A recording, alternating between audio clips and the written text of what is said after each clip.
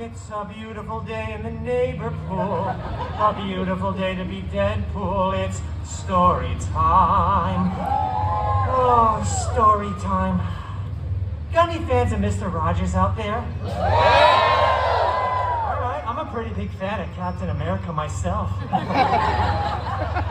Hi there. It's me, your friendly neighborhood Deadpool. Are you guys ready for another story? Well, that's good, because I'm ready to tell one. Gosh, I love to talk.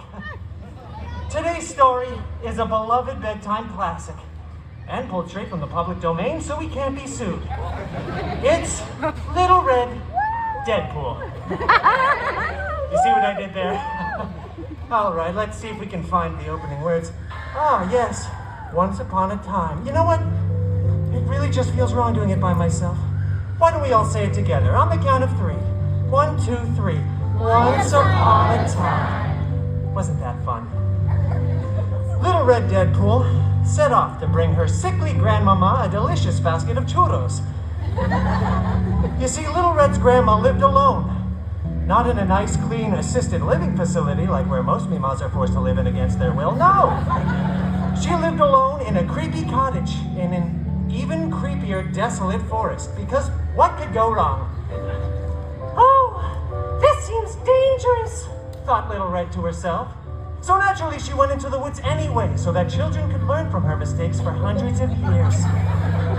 A real after-school special kind of cautionary tale. Well, Little Red skipped throughout the forest, right past some exposition, before finally arriving at Grandmama's cottage.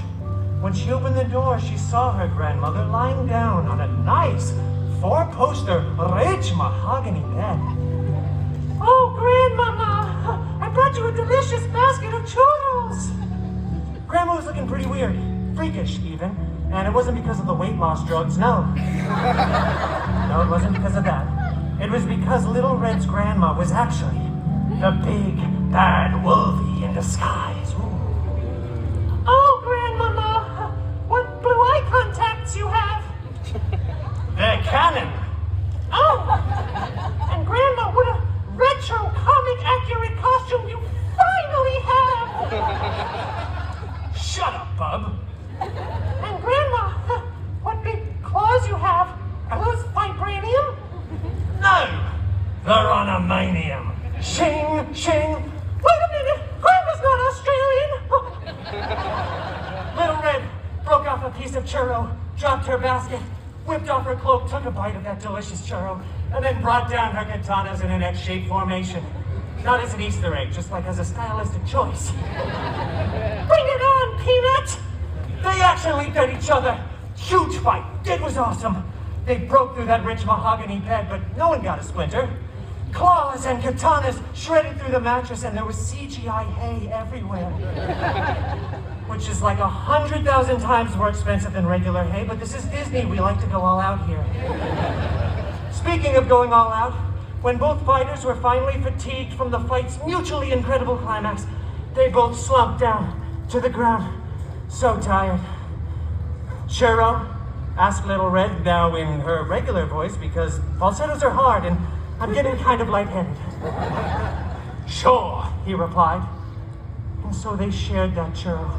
Oh, they shared it Lady and the Tramp style, actually. Before gazing around at all the destruction and CGI hay left in their wake. You know, I bet we could fix this place up nice. I think Grammy would be willing to sell. Say, where is Grandmama anyway? She's, on vacation. Huh. That's not ominous or foreboding in any way. In fact, I trust you fully. We should be roommates. Yeah, and so they were roommates. Little Red was the top bunk and Wolvie was obviously the bottom. And they lived happily ever after. And the moral of that story, children, is, well, spend more time with your grandma. Seriously. You should really be able to recognize the difference between your old, decrepit grandmother and some huge, jacked man. A huge jackman, if you will. Well, anyway, I should probably be off. I've got another show in, looks like about an hour, and gotta go check my DMs. That stands for Deadpool messages, patent pending. Well, thank you all for coming to another illustrious hilarious story time with Deadpool.